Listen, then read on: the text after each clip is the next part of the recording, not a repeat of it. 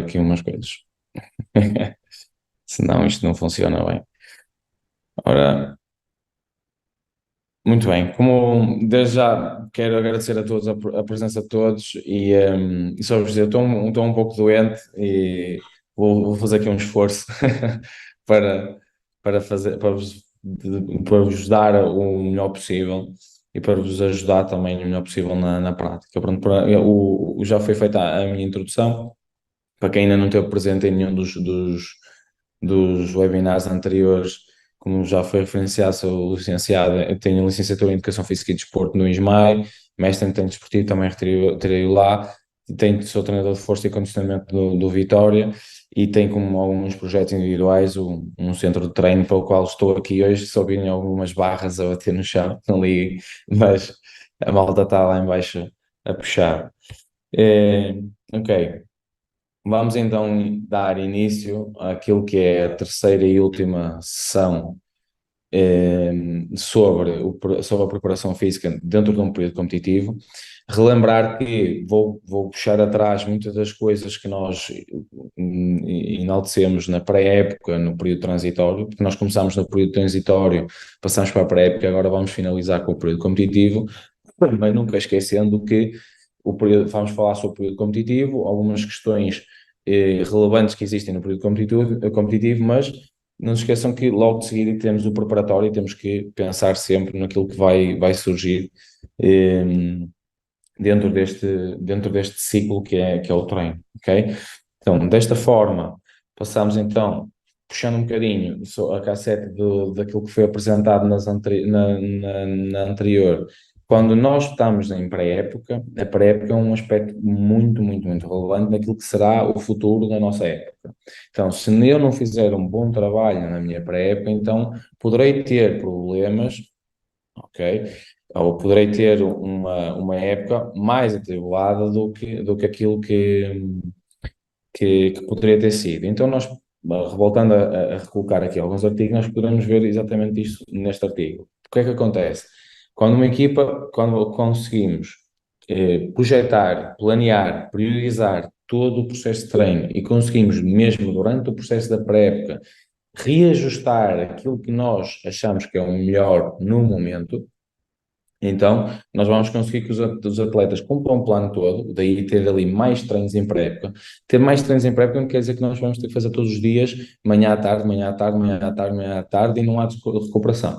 Não, ou seja, dentro daquilo que era o planeamento base que existe para uma determinada modalidade, que não volto a referir, isto está orientado para o futebol, mas não quer dizer, desculpa, não quer dizer que não se possa ser adaptado a outra modalidade, ou seja, o objetivo é olhar este exemplo e aplicar. Se eu conseguir ajustar toda esta parte, então a equipa teoricamente vai estar mais bem preparada e a severidade de lesões será menor. E vocês conseguem ver isso nos gráficos que vos aparecem à vossa esquerda sobre quem realizou, em relação a quem realizou mais treinos na pré-época em função e qualquer tipo de aparecimento de lesões, vocês conseguem ver que quem realizou mais treinos, quem conseguiu cumprir com todo o planeamento estabelecido, então a probabilidade e o que aconteceu em época foi que a equipa teve mais sucesso e conseguiu baixar a severidade das lesões e o aparecimento das mesmas. Porquê? Demos mais minutos ao atleta em treino, conseguimos aplicar possivelmente uma carga mais progressiva. Se eu for ainda utilizar aquilo que abordámos anteriormente no off-season. Então, eu realizei um planeamento off-season que permite que um atleta regresse aos treinos, mas não regresse a zero, ou seja, já venha com uma carga acumulada e existem nos dias de hoje imensos espaços onde vocês podem articular com os vossos atletas e eles possam treinar e conseguirem ter um serviço de qualidade até eles chegarem à pré-época, para iniciarem, e isso vai permitir que esta base alavanque tudo que seja aquilo que será a vossa época e aquilo que poderá ser o futuro e aquilo que é pretendido da equipa. Então, voltando um bocadinho aqui, dentro daqueles períodos, nós em pré-época temos que ter temos que ter extrema importância todos estes aspectos, porque torna-se muito relevante quando nós olhamos aquilo que é o planeamento da pré-época, aquilo que é o planeamento da época, e conseguimos ver que durante a pré-época existe um maior número de unidades de treino. Então nós condensamos muitas das vezes os treinos lá. E quando fazemos a transição para a época, temos que entender que é vamos dizer que é quase de um 8 para 80. Vocês conseguem ver no gráfico à vossa esquerda que em pré-época eu realizo sessões de manhã e sessões da parte da tarde, tendo neste caso ali uma tarde de folga e um dia de folga no gráfico à vossa esquerda, e depois quando ingressamos na época, baixa drasticamente aquilo que são as unidades de treino, pelo menos temos menos uma, duas, três, quatro, creio, unidades de treino a menos que aquilo que foi apresentado em cima. E a configuração das unidades de treino que realizamos da parte de manhã também que é realizada de forma diferente, e isso é muito importante. Porquê? Porque podemos estar a podemos estar a falar de sessões de ginásio, podemos estar a falar de sessões de campo, sessões em que após o campo temos ginásio, pré-treino em campo temos o ginásio, ou seja, todas estas organizações, todas estas definições de tarefas são importantes para percebermos que esta transição de pré-época a época e como iremos planear cada dia dentro da nossa época é extremamente importante. E isso é o que vai determinar um grande acumular de carga e uma transição suave para aquilo que é a época e o atleta esteja preparado para as exigências. Também já apresentado, vocês podem verificar aqui no gráfico da direita que comparação entre pré-época e época a nível de training loads é diferente. Vocês de a cinza conseguem ver que é pré-época, a preto vocês verificam que é em período de época e conseguem perceber pela dimensão das barras que em época, em determinados exercícios, dependendo quando é o jogo, neste caso estamos a falar que o jogo seria ao sábado, ok?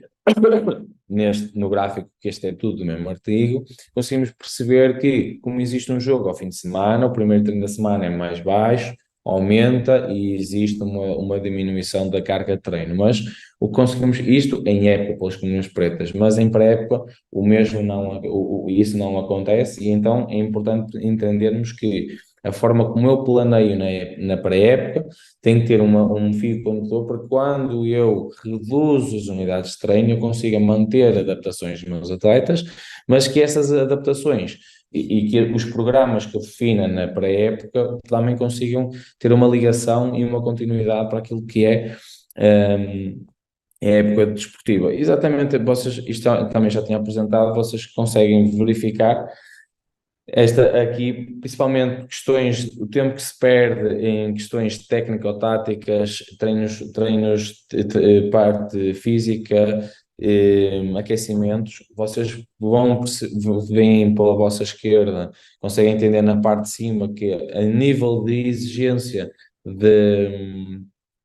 da frequência cardíaca, existe uma variação, dependendo daquilo que vocês estão a analisar, existe uma pequena variação entre a pré-época e a época, ok? Mas quando passamos abaixo e vamos ver questões de duração, frequência, isso já muda drasticamente. Ou seja, podemos estar a falar de intensidades, ok? Existe pequenos momentos onde, por exemplo, vocês podem ver em cima questões físicas, e quando passam para baixo para a physical training, que tem como designado como PT, vocês veem que há uma diferença entre a pré-época e a época, apesar de que na pré-época nós mantemos a intensidade com que fazemos essas sessões, na época vocês quando fazem, também fazem com uma boa intensidade, mas a nível de volume, frequência e duração muda drasticamente. Então isto é aquilo que nós estamos a referir que tem impacto e aparece naquele gráfico à vossa direita que abordámos anteriormente,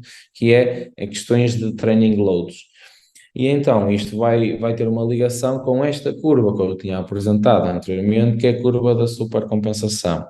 Quem teve a oportunidade de realizar uma licenciatura em Educação Física e Desporto conhece e sabe que esta curva é apresentada desde o início. Então, o que é que nós temos cá? Nós conseguimos perceber que existe uma curva de fitness que está definida, está definida e vocês conseguem ver a curvatura, está identificada. Temos uma curva de fadiga, ok? E temos uma curva azul, que é a curva da supercompensação ou a curva da adaptação, que nós queremos, que é aquilo que aplicamos ao nosso atleta. Porque é que não volto a apresentar novamente esta curva que apresentei na primeira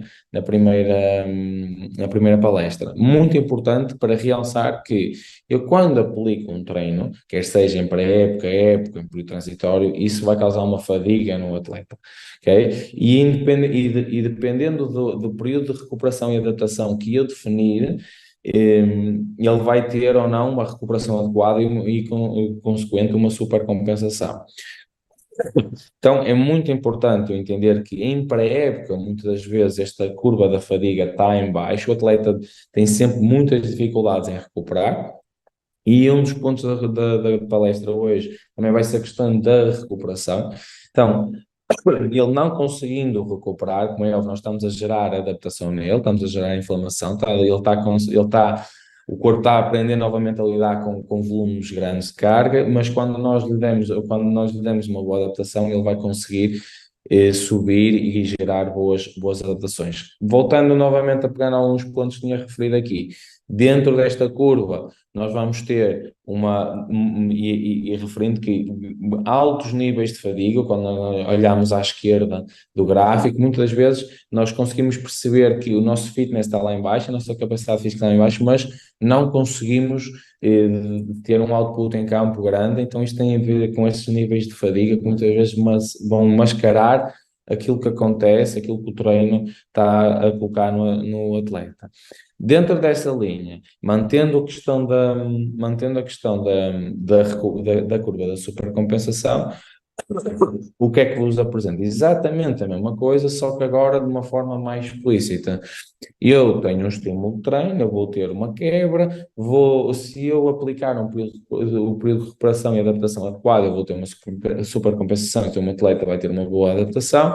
Caso isso não aconteça, que é aquilo que eu estava a referir anteriormente, e isto acontece muitas vezes em época, nós vamos olhar aquilo que acontece à direita. Muitas vezes, dependendo da modalidade, nós temos períodos congestionados. Uma condensação de jogos, há modalidades em que os jogos são mais densos, existem fins de semana onde existem mais jogos. No caso do futebol, o calendário congestionado, há um jogo ao domingo, um jogo à quarta, um jogo ao domingo, por exemplo. É um calendário difícil, e então isto requer esta capacidade de adaptação da nossa parte como profissionais para adaptar o treino. Então, caso eu consiga realizar uma boa adaptação, eu vou ter a curva em crescendo, e vocês conseguem ver que eu apliquei uma carga, ele teve um decréscimo, voltei a aplicar uma carga, eu teve um decréscimo, mas como estou a permitir ao atleta uma boa adaptação, nós estamos a conseguir ter uma progressão adequada daquilo que acontece na prática. Quando nós não conseguimos oferecer ao atleta uma, um bom período de recuperação, então o atleta começa a ter um decréscimo, e é esses os pontos que são importantes nós começarmos a realçar, que isso é a questão da recuperação. O que é que nós podemos enaltecer aqui? Que quando nós estamos neste período descendente, onde está a existir uma má adaptação e uma inadequada recuperação por parte do atleta, nós podemos rever aquilo que nós, como treinadores, estamos a aplicar em campo, porque nós, como é óbvio, procuramos sempre fazer o que é o mais correto, poderemos ter que adaptar o processo e entender que aquele atleta é completamente diferente do outro, então nós temos que adaptar todo o processo de treino a ele. E entender que existem pilares muito importantes e se calhar de todas as pessoas que estão a assistir à formação, vocês vão ter uma noção disto que eu vou-vos a colocar aqui, que é, vocês veem muitas das vezes, durante tudo aquilo que é recuperação, pré-terapias, banhos de gelo, câmaras de crio, massagem, pistolas, rolos, meias de compressão, e toda a gente sabe que isso é algo que nos permite ajudar o atleta a conseguir que a curva seja ascendente. Mas não poderemos esquecer uma outra coisa, que é a base da pirâmide de recuperação está ali. E isso engloba sono, engloba a nutrição e a hidratação. Caso não se cumpra com estes princípios, desculpa mais uma vez, caso não se cumpra com estes princípios, então nós, tudo aquilo que possamos fazer naquele topo que diz outras estratégias, não vai ter o impacto desejado naquilo que é a boa adaptação e recuperação do nosso atleta. E então nós temos que focar na base, e a base, muitas das vezes nós não temos que investir na compra de nenhum material, mas temos que investir, se calhar, num bom plano de nutrição, caso eu não tenha disponível no meu clube nutricionista, ter um bom plano de nutrição para me permitir ter uma boa nutrição e uma boa hidratação, e permitir-me perceber o que é que eu preciso de fazer em cada dia, em cada treino e no dia de jogo, e acima de tudo descansar, dormirem, porque vários artigos nos dizem, e é muito relevante, que quando eu não está associado o sono e uma má noite de sono, está associado a um possível risco de lesão, e isso é algo nós temos que salientar, que vocês podem controlar e bem todo o processo que está para trás. Eu controlei as cargas, controlei tudo, mas ele ter uma má noite de sono, tem descansado mal nos últimos 2, 3 dias, e acontecer uma lesão, porque existe uma má adaptação, uma má recuperação por parte do atleta. E também enaltecer que vocês devem realizar questionários de bem-estar. Esses questionários não têm qualquer tipo de custo para vocês. Vocês, através da Google, criam um questionário com algumas questões, como sono, stress, dores musculares, fadiga, humor, e através daquilo da resposta que dão em cada um, como por exemplo uma escala de 1 a 5, onde 1 é mau, 5 está ótimo, conseguem retirar uma cotação, um total que nos permite adaptar e ajustar diariamente o processo. E isso permite-vos entender questões de sono, etc. Também entender que existem agora umas ferramentas que os atletas usam, que são as UPS, as bandas, os anéis da Oura Ring, que nos permite também ajustar e perceber se o sono do atleta é ou não o mais adequado. E em relação a isso, realçar que tudo isso não é para o atleta ter isso que o sono dele vai ser o melhor. Isso é uma forma, uma ferramenta para educar e ajudar o atleta a ajustar aquilo que está de mal e está a correr mal naquilo que é as suas rotinas diárias, para ter uma boa noite de sono e uma boa recuperação. Então, nós, olhando, então, como já vos disse, em relação à pirâmide da recuperação, temos a base, que é o sono, que acabámos de referir ainda há pouco, como sendo o mais importante, e que existe uma associação grande daquilo que acontece com um mau descanso e as lesões, a nutrição e a hidratação, e depois vamos estratificar isto de que forma? Tudo que seja banhos de imersão, onde tem frio, quente, contraste. O que é este contraste? Contraste é quando nós utilizamos os 2 métodos referidos anteriormente. Usamos o frio e usamos o quente. Todos estes métodos vão permitir gerar adaptações que nós pretendemos para aquilo que é o objetivo da semana, o objetivo do dia, porque todos estes métodos podem ser aplicados num atleta, mas não sendo necessário aplicá-los todos os dias.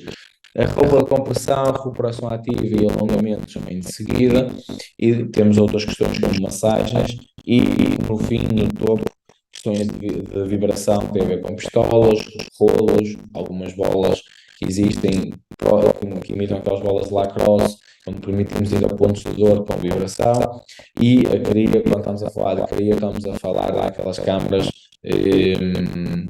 onde o atleta está a menos, está lá e está a fazer frio, mas em muitos graus a menos, e está lá em um curto espaço de tempo, não está como aquilo que vai ser apresentado em relação àquela questão do banho de imersão em frio, que eu vos colocarei mais à frente.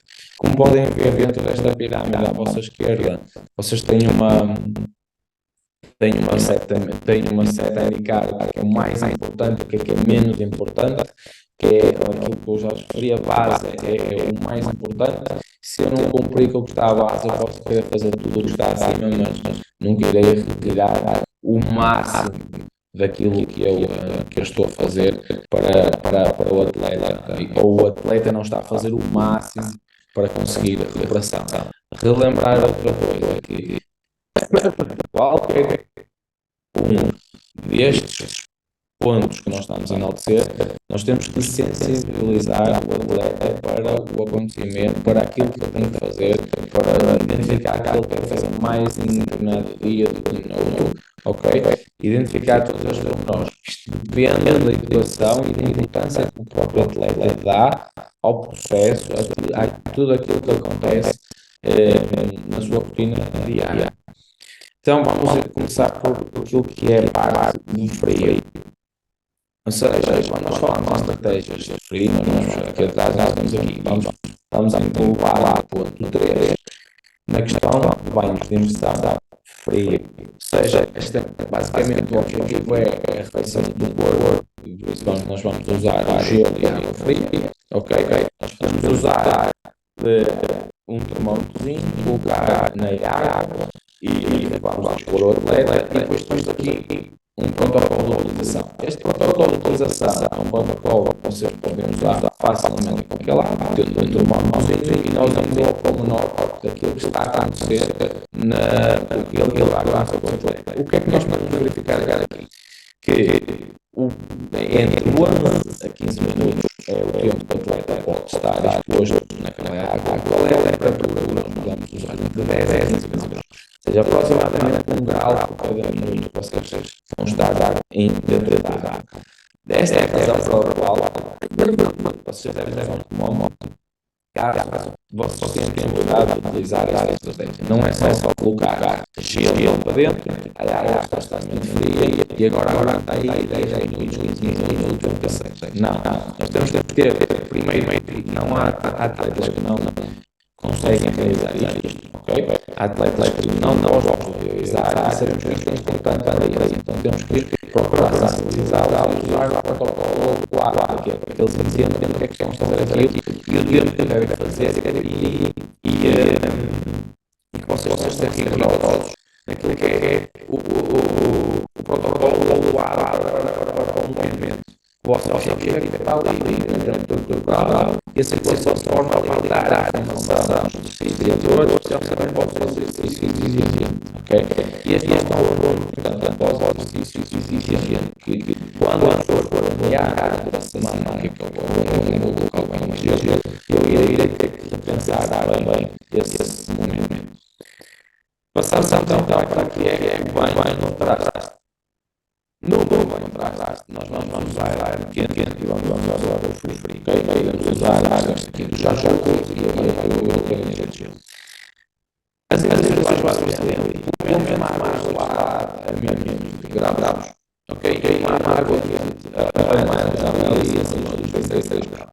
Vocês já jacuzzi, normalmente, nós conseguimos controlar a temperatura do jacuzzi e conseguimos colocar, por causa da banheira de gelo e podemos então para controlar o que acontece. Lá está. E este médio, não sei se pode dizer isso já ou outra e a partir disso que as morações contrárias e o gelo e não fazer nada, mas existem vários artigos que comparam contraste e não fazer nada e gelo e não fazer nada. E esta estratégia de não fazer nada é uma boa estratégia para ajudar na relação. Então, e atletas que têm mais dificuldade em realizar o gelo, têm aqui também uma boa estratégia para aplicar. Mas atenção ao momento que também aplicamos esta estratégia. Encontrar outro, mas verificar que essencialmente a água pode existir imediatamente assim eu posso usar. Mas imediatamente assim eu também não quero expor uma atleta aquele calor. Dar informação e isso vai-me dar aquela prestação. Dessa forma que nós temos que pensar no momento em que aplicamos isto no SEC. Outra utilização, lá está, tem um rácio as pessoas podem usar 1 minuto, 2 minutos, ok, água gelada, tem que estar em mente que vamos usar um protocolo, tal que eu coloco lá embaixo, 10 a 12 graus, e uma água quente, 1 a 2 minutos, 36 a 40 graus. Portanto, vocês podem ajustar este protocolo com o protocolo, vocês conseguirem estar um minuto e utilizarem uma boa situação, estar lá, imaginem, por exemplo, 2 minutos de um lado, 2 minutos do outro, 2 minutos de um lado, 2 minutos do outro, está feito, podem fazer a estratégia seguinte. A seguir, agora, vamos falar de um tal que nós finalmente caracterizamos no nosso texto para ajudar a enquadrar. Temos então cá questões de bolo e pistola de massagem, que é aquelas questões de vibração, então no topo da pirâmide. O objetivo é gerar uma percepção e reduzir a rigidez muscular, de modo a conseguirmos ter facilitar momentâneo daquilo que é a amplitude articular. Vocês podem usar por 30 segundos para cada músculo muscular, tanto num método como no outro, e ter a atenção que existem mesmo nos artigos que nos falam sobre a questão do valor e que devemos usar, não devemos usar, e o que eu vos digo é, depende do objetivo que vocês querem. Lá está, se o objetivo é o atleta está sob fadiga, quer trabalhar muito quer ganhar um nível de amplitude, começar a restabelecer essa amplitude para conseguir acelerar o processo de recuperação dele, é válido, então vou usar. Esses são os princípios que vocês têm que selecionar, porque é que eu vou fazer, porque é que eu vou utilizar determinada estratégia que é a recuperação. Mas, não sendo que isto, o atleta, cada vez mais vocês veem os atletas a comprarem, a investirem, e eles devem investir nestas estratégias, porque isto pode, se eles cumprirem tudo o resto, é mais uma estratégia que eles têm e podem até em casa realizar tranquilamente e ajuda no processo de aumento da circulação sanguínea, realizarem ali 1, 2, 3 alongamentos, que no dia a seguir poderá facilitar aquele processo dos fisioterapeutas, dos profissionais de exercícios que vão estar envolvidos no planeamento e programação do treino. Uma outra estratégia que nós também abordamos, que é a compressão, e então também algo que vocês veem cada vez mais, que é meias de compressão, sendo que quando vocês já existiu um momento de boom em que vocês viam quase todos os atletas a comprar, era uma novidade, e agora vocês veem aquilo que é as botas de compressão. Também estão cada vez mais a surgir, que existem cada vez mais marcas, etc. Referências de marcas que já trabalhei desde a Relax, a Normatec, sem qualquer tipo de... a marca desta pistola, já não me estou a recordar, mas também é uma boa marca para aquilo que é as botas. Mas o objetivo que nós temos aqui, criar compressão e com isso facilitar a circulação sanguínea. Okay? Este é o objetivo para o qual nós vamos usar isto. O objetivo é acelerar e recuperar o processo como as outras anteriores, mas quando eu vou utilizar isto, eu necessito saber alguns pontos importantes. Pontos esses têm a ver com estes protocolos de utilização. Eu vou comprar umas meias de compressão, mas não sei qual é a pressão que devo de utilizar. Então nós temos cá meias de compressão, 30 mm de mercúrio é uma boa referência que vocês têm, ok? E eu vou comprar a meia, mas a meia tem que ser ajustada a mim. Eu tenho que perceber que não basta comprar uma meia de compressão e o processo está a rolar. Então eu vou tentar ajustar e ir ao pormenor do processo. Então eu vou usar a meia, é verdade, mas tenha a compressão adequada para aquilo que é o processo de recuperação.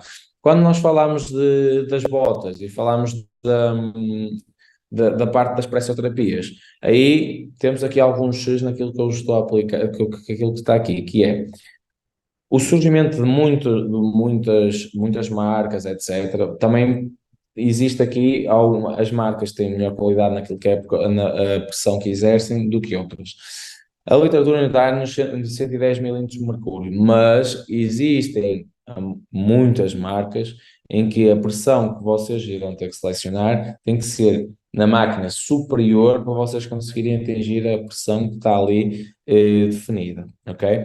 Então, às vezes têm que colocar 130, 140, exemplo, para conseguirem ter uma compressão daquelas. E como é óbvio, o programa com que vão usar também é um programa, existem vários dentro da máquina, tem que ser um programa adaptado para aquilo que vocês querem, que é facilitar a circulação sanguínea, limitar a inflamação, os edemas, inchaços, etc., como está ali referenciado.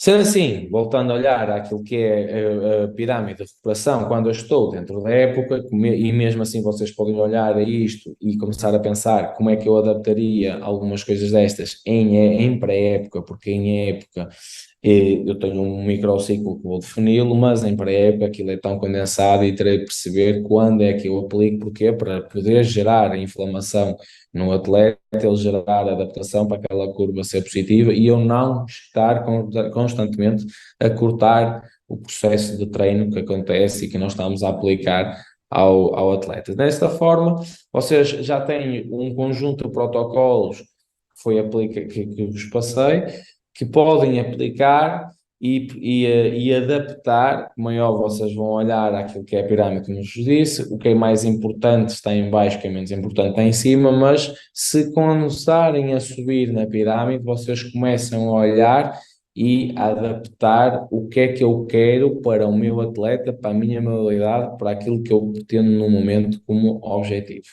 Dentro dessa linha que nós começamos, no exemplo futebol, a olhar para um microciclo em época e entender determinadas coisas.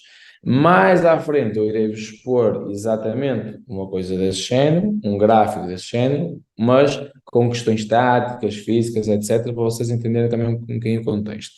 Vamos perceber, quando eu tenho um jogo de semana a semana, eu poderei ou não, dependendo daquilo que é a metodologia do treinador, determinar alguns pontos, questões de recuperação, condicionamento, tapering, e então aí eu vou adaptar os processos. Reparem, eu tenho jogo no domingo, tenho segunda, terça, onde eu defino que são 2 dias de recuperação. Quando são 2 dias de recuperação, eu defino MD mais 1 e MD mais 2. Ok? Que é um dia a seguir ao jogo e 2 dias a seguir ao jogo. Isso eu vou definir ou não como período de recuperação.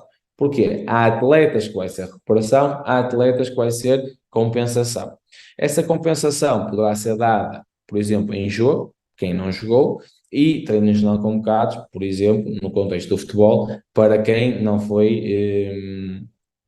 chamado a estar presente no jogo. E esses, como é óbvio, não vão conseguir ter uma carga tão alta como os colegas que realizam o jogo todo, então, para uns vai ser dia de recuperação, mas para outros vai ser dia de compensação. Mas desta forma, o que é que nós poderemos olhar às estratégias aplicadas atrás e àquilo que nós temos aqui? O ênfase, ou seja, nós temos ali na primeira parte, temos o game que está vermelho, que é o momento onde a carga é mais alta na semana, e o que é que eu poderei fazer de recuperação nesse dia a seguir que se propõe? Roupa de compressão e gelo, ok? O que é que nós temos a ver com esta parte da compressão? Esta parte da compressão é uma boa estratégia, principalmente quando nós vamos de viagem e temos viagens longas e necessitamos de usar estas estratégias de compressão para facilitar, porque o atleta vai parado, etc., vai estar muito tempo naquela posição, então facilitar aquilo que é a circulação, porque muitas das vezes vocês no autocarro vão conseguir colocar as botas e fazerem a pressoterapia. Bom, dessa forma, em jogo, uma aplicação que podemos fazer é dentro dessa forma. No dia mais uma outra estratégia que nós podemos fazer, e atenção, posso ter feito no jogo ou não, ok? Novamente frio, compressão, e lá está, aparece aqui o range of motion, que é ganhos de amplitude, e está lá o rolo. Atenção, voltando a pôr o ponto, existem muitos artigos que falam sobre a utilidade ou não do rolo, vamos falá-lo naquele processo que vos disse anteriormente, ok? Dentro dessa forma, no dia MD mais 2, vocês já têm uma recuperação ativa, por exemplo, fazer uma bicicleta, já têm o rolo. E dentro desta recuperação ativa podemos incluir trabalho de mobilidade, alongamento no ginásio ou corrida, caminhada em campo e podem estar incluídos naquele processo. Poderei terminar a sessão de recuperação e o treino e usar compressão, por exemplo, umas voltas para essa terapia, e aqui poderei ou não usar o calor ou o quente, dependendo do atleta e dependendo daquilo que estamos a procurar. O atleta está com muitas dores, está com muitas queixas do jogo ainda, frio. Se não, poderei existir um ou outro atleta que possa querer expor ao calor para aumentar o fluxo sanguíneo, etc. Mas nunca exporem demasiado um atleta ao quente, porque, como é óbvio, não vai ser benéfico para aquilo que vai acontecer. De seguida, quando nós temos a parte do conditioning, é a parte em que vai existir dois treinos mais exigentes, o MD mais 3 e o MD menos 3, como está cá, ou o MD menos 4, como poderá ser também designado no futebol. E nós aqui vamos usar já uma outra estratégia ligeiramente diferente. Vocês podem ver, posso usar a parte ativa, como, por exemplo, rolar numa bike, fazer uma mobilidade, no fim ter uma compressão, fazer o trabalho de rolo pré ou pós, dependendo do que é o objetivo, e aqui já poderemos aplicar mais uma estratégia de eating do que em vez do cooling, ok? Se que seja estratégias mais de calor do que frio. Quando eu me aproximo do jogo, poderei ou não mudar a estratégia, mas lá está, como podem ser as vezes ali, numa MD-3, que é quando eu vou expor um atleta a questões mais sensíveis e mais próximas daquilo que é a exigência do jogo, eu posso colocar ou não expor ao frio. É algo que nós podemos ou não pensar devido àquela questão da curva da compensação, mas está exposto desta forma. Quando nós nos aproximamos do jogo, temos aquelas estratégias muito parecidas no MD-2, muito parecidas com aquelas do ou iguais àquilo que é do MD-3, mais 3 ou do MD-4. O que é que eu acrescentaria aqui? E acontece, por exemplo, na nossa realidade. Onde tem eating, nós fazemos o contraste. Porque nós nesse dia fazemos massagem, por exemplo, e então o banho quente-frio ajuda-nos depois também aquilo que poderá acontecer assim na parte da massagem, ok? Ainda falta um dia para o jogo, poderemos olhar a questões individuais, preferências individuais, voltamos novamente ao jogo e existe novamente estratégia de cooling e compressão. Okay? Uma forma muito básica, nós temos uma divisão durante a semana e vejam que é complexo. Nós temos que pensar, temos que ponderar bem o que é que fazer num dia, num outro.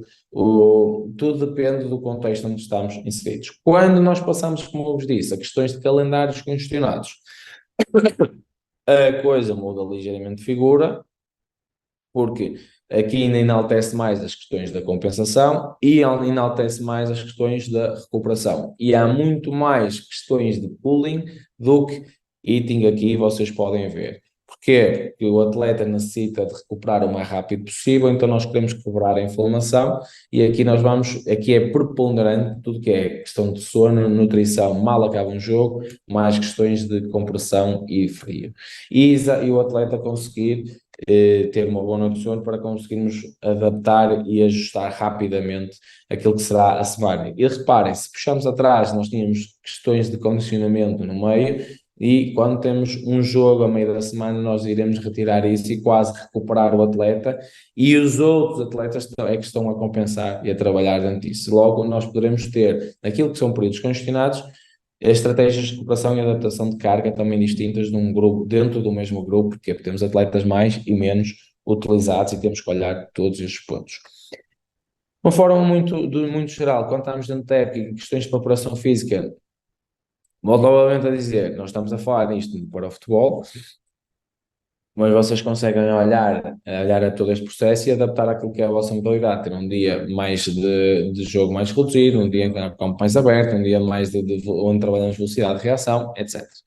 Pronto, dentro para vocês perceberem, quando eu falei daquela parte de condicionamento, aquela parte do strength endurance, vocês conseguem ver que quando tem mais tensão, tem a ver com espaços mais reduzidos, há mais trabalhos em aceleração, períodos curtos onde estão a trabalhar. E como vocês podem ver, o target físico centra-se nessa parte, acelerações e vocês veem pela dimensão do campo, é um espaço mais mais reduzido. E tem muitas questões de jogos reduzidos, eh, muito dentro desse registro. Quando passamos àquela parte do endurance ou da parte da resistência, quando nós trabalhamos questões mais técnico-táticas, e nós vamos nos focar em coisas distintas, por exemplo, em total distance e high speed running, por exemplo, no caso do futebol, são questões de corrida de alta intensidade e distância percorrida que vão ser mais próximas daquilo que é as exigências do jogo. Como é óbvio, se eu estiver a falar de uma modalidade como o handball, por exemplo, vai existir uma demanda ligeiramente diferente, mas vocês também vão ter questões de corrida mais intensa, porque os campos estão a usar um campo mais aberto, então o atleta vai ter que deslocar-se, vai ter uma simulação daquilo que acontece no jogo. Exatamente a mesma coisa num futsal, por exemplo. Mas é uma forma para vocês entenderem que, dentro daquilo que é a preparação da semana, temos uma parte mais direcionada à recuperação, ao condicionamento. Quando falamos em tapering, tem de ver com a redução da carga e dar pequenos estímulos para conseguir que o atleta tenha uma curva descendente, uma boa recuperação para aquilo que vai acontecer no jogo, mas isto tudo está correlacionado com aquela curva da supercompensação para vocês conseguirem adaptar o processo de recuperação, para conseguirem adaptar o processo de treino, para conseguirem ter aquilo que é uma excelente, uma excelente recuperação. Dentro ainda dessa questão, nós há pouco estávamos a falar sobre o trabalho compensatório, no nosso caso usando estratégias de monitorização como o GPS, que nos permite ter a carga externa aplicada ao atleta em jogo e em treino, e dessa forma procurar adaptar e compensar aquilo que vai acontecer aos atletas que são menos utilizados. Nós temos aqui um artigo na altura, já tem algum tempo, que retrata um clube da Liga Inglesa, ok? E o exemplo que eu tenho ali é basicamente de quando temos um jogo ali no meio da semana e as bolas identificam-se basicamente ao jogo, aos momentos do jogo, e vocês conseguem ver a distribuição e a parte técnica, tática, que eles aplicavam e jogos reduzidos, e vocês conseguem ver lá. Por exemplo, após um jogo o objetivo era recuperação, enquanto uns eram depois, no dia a seguir, era jogos reduzidos, uns 11 segundos ou 11, para trabalhar uma ou outra questão. E temos ali, e depois temos o trabalho dos que não jogaram, os non-starter, que vão ter este trabalho compensatório que temos cá. Ou seja, são três cenários onde nós poderemos ponderar que tipo de trabalho queremos fazer. Neste caso, teremos a falar sobre algum trabalho de força, basicamente mais orientado para a parte excêntrica, cadeia posterior, a cadeia anterior, adutores, etc. E algum trabalho de exposição a velocidades de alta intensidade e velocidade máxima em campo para conseguirmos ter uma adaptação e uma preparação ideal do atleta para aquilo que vai ser a exigência dos jogos seguintes, e que ele não jogou neste, mas a nível físico esteja o mais bem preparado para aquilo que se vai suceder mais à frente. Mas o que é que eu vos coloco aqui como treinos de força? Pode ser utilizar máquinas isoindustriais, fazer trabalho unilateral, por exemplo, os Bulgarians. Neste caso eu coloquei ali fazer squats, mas a maior parte de vocês não vai levar um ginásio atrás para quando for fazer um trabalho compensatório. Então, estou a falar, por exemplo, levarem uma keybox, uma acceleration squat para fazerem, por exemplo, um trabalho excêntrico da cadeia anterior, utilizarem, por exemplo, nórdicos, terem a possibilidade de ter uma Nordboard, uma Smart Nordic, conseguem mensurar e perceber a fadiga do vosso atleta e como é que estão a realizar, e depois em campo conseguirem fazer trabalho em velocidades mais altas, que têm aquele impacto na questão da cadeia posterior, que é fundamental, neste caso, em todos os esportes, como, por exemplo, como o futebol. Isto tudo para referir e começar a entrar na parte final da apresentação, que é a questão da força, e enaltecer mais uma vez, como enalteci no primeiro momento, quando falamos sobre o off-season, que a força é extremamente importante, porque atletas com boa força muscular são atletas que conseguem ter um risco de lesão mais baixo e conseguem ter tarefas de skill da modalidade, como saltar, mudar a direção, sprintar, o que seja, gestos específicos de performance, skills de performance, e conseguem ser melhores e estarem mais adaptados para. Então, nós temos que olhar que a preparação que eu vou lá na pré-época e durante a época, temos que perceber que este trabalho de força, a seleção dos exercícios, aquilo que nós vamos fazer, e eu fui buscar novamente dois slides daquilo que falámos anteriormente para vos colocar sobre o transfer para a época, vocês vão ver a seguir, a importância da força não é só procurar ter atletas grandes, grossos, que consigam fazer muito bem expresso, squat, etc. Não, atletas que conseguem gerar bons níveis de força, atletas conseguem trabalhar bem dentro da sala de treino, nós estão associados a esta parte de diminuição do risco de lesão, o que é algo fundamental e que nós temos que sensibilizar os nossos atletas cada vez mais a o realizarem, porque tem muitos, e sabendo dessa realidade, no futebol muitos não gostam, noutras modalidades é exatamente igual e tentam fugir a isso, mas nós, dentro do conhecimento que temos, procurar sensibilizar para que isto, cada vez mais os nossos atletas trabalhem mais e consigam ter melhores adaptações. Então, o que é que vamos procurar? Olhar novamente, como nos falei. Quando falei no momento anterior de pré-época, onde já vos tinha apresentado aquilo que é a seleção dos exercícios, aquilo que nós poderemos usar ou não para aplicarmos no nosso atleta. Eu poderei usar um full squat, um quarter squat, um half squat e isso ter adaptações distintas, ok? Para aquilo que é o meu objetivo de treino.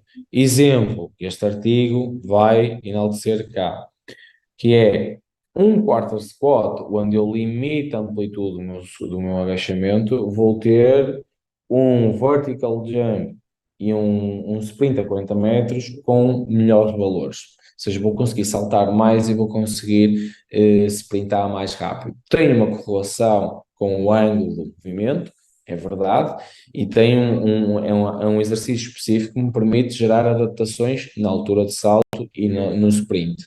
Logo, é um bom exercício que eu posso usar dentro da época.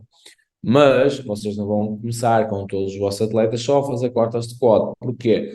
Porque é que estão ali os outros dois? Eles geram adaptações distintas, é verdade. Eu, quando faço um full squat, trabalho muito, por exemplo, adutores, quando estou no fundo. Um half squat já reduz muito essa parte dos adutores, transportando mais para a parte de quadríceps e glúteos. E quando falo muito num quarter squat, o movimento é muito mais curto, estamos a falar quase a cadeia anterior a trabalhar muito para conseguirmos a extensão, também tendo ali muita participação do glúteo, mas temos noção que o ângulo com que vocês realizam o exercício poderá ter impacto ou não naquilo que é performance e força do vosso atleta. Durante a época, o que é que temos de ter preocupação? É se o nosso atleta tem base. Se a minha equipa não tem base, eu para que é que vou estar a fazer um quarter squat? Então vou começar com um full squat, ok? Pouca carga, mas gerar boas adaptações. E conseguir que, por exemplo, com um bom trabalho pliométrico, bom trabalho de skills de corrida na nossa direção, sprints resistidos, todas estas outras estratégias auxiliares consigam também ser aplicadas. E este trabalho que vocês estão a ter aqui vai ter um transfer para essas tarefas que vocês estão a ter, ou estão a aplicar extra a este trabalho de ginásio. E então, já apresentado também anteriormente, olhamos a esta questão do squat, mas voltamos também a olhar as questões do hip thrust e do squat naquilo que são as adaptações que nós queremos. Falámos num quarter squat como uma boa capacidade de impulsão vertical, estamos a trabalhar no vertical, e neste caso começamos a introduzir um outro exercício que é o hip thrust, naquilo que é a extensão da anca para nós conseguirmos ter bom trabalho nas tarefas horizontais. No entanto, não é obrigatório, e como é óbvio, peço desculpa, damos aqui estes exemplos, ok? Isto está sempre a trocar, peço desculpa. Damos aqui estes exemplos que, quando eu comparo um squat com um hip thrust, um vai ter uma maior transferência naquilo que é a função vertical e o outro vai ter uma melhoria naquilo que são as transferências horizontais de trabalho. E nós podemos adaptar isso à nossa modalidade. É o objetivo para o qual eu vos coloco este infográfico do Ian Lemar. Este artigo já tem algum tempo, mas é um artigo que nos permite dar algumas linhas orientadoras naquilo que é a seleção dos exercícios com o objetivo dentro da época, ok? E para a minha modalidade. Como é óbvio, vou deixar de fazer hip thrust porque sou de uma modalidade como o basquetebol, como o voleibol. Não, e devo de o fazer, porque ele trabalha momentos, trabalha a motivação do glúteo e trabalha nos momentos finais da extensão da anca. E isto também é importante para o gesto de salto. Então, isto é como nós começamos a utilizar as peças do puzzle e a encaixar. Exatamente a mesma coisa acontece naquele trabalho excêntrico que nós falamos, que toda a gente, por exemplo, no futebol, realiza nórdicos, ok? Ehm, devemos de usar, e existe momentos para usar, possivelmente momentos mais distantes do jogo por causa das questões de preparação e um trabalho excêntrico, mas para além desta questão dos nórdicos, nós temos muitos outros exercícios, como um slide legs, unilaterais, bilaterais, trabalho de flexão contra a futebol, que podem e devem ser usados devido à ativação que eles têm. Quando falamos em trabalho excêntrico, existem uns outros artigos que, em função do exercício, por exemplo, uma leg curl em flywheel, que é máquinas de isoinerciais que me oferecem uma resistência superior na fase excêntrica, consoante aquilo que eu produzo na fase concêntrica, determinadas, por exemplo, para os isquiotibiais, tem determinadas ativações, por exemplo, um cinto russo, onde eu faço onde eu debruço o tronco à frente e procuro fazer um movimento de índice, simular, por exemplo, um peso morto, existe um trabalho geral, um movimento de dominância da anca e trabalha toda a cadeia posterior, é verdade, com um maior ênfase, se calhar, naquela parte mais interna do chemis, que também é fundamental. Passando a um pensamento para vocês que é, muitas das vezes o maior foco onde aparecem maiores lesões é no bíceps femoral, mas, e nós temos uma noção que vamos fazer nórdicos para melhorar, vamos fazer nórdicos para melhorar isso. É verdade que vamos gerar adaptações positivas nessa estrutura realizando os nórdicos, mas existem outros exercícios que possam ser mais adaptados para tal, ok? E dando uma noção que o trabalho das outras estruturas, por exemplo, uma musculatura como a isquiotibial tem o bíceps femoral, cabeça curta, cabeça longa e tem semitendinoso e membranoso, estes dois muitas vezes são esquecidos e têm uma preponderância muito grande naquilo que são gestos de sprint e aceleração do atleta. E então a maior parte das modalidades que vocês estão, isso está envolvido. Logo, nós temos que ter muita atenção nos exercícios e na seleção dos mesmos em relação a essa parte. Relembrando um outro ponto. A questão aqui, puxar atrás das 6 semanas, é que vocês perceberem só o contexto do artigo. Nesta parte é para relembrar aquilo que já tinha enaltecido, que é, nós não necessitamos de atletas extremamente grandes, necessitamos de atletas fortes e capazes de me fazer ter uma boa eficiência de movimento, uma boa estabilidade, boa capacidade de mobilidade, saibam aplicar a força no vetor adequado para conseguirem ser melhores que os seus oponentes e conseguirem realizar melhor as tarefas e tirar a vantagem daquilo que é as suas qualidades e capacidades físicas. Desta forma, voltando a enaltecer aqui alguns pontos, como é óbvio, nós conseguimos prevenir durante a época os nossos atletas de lesões. Coloquei aqui 4 pontos.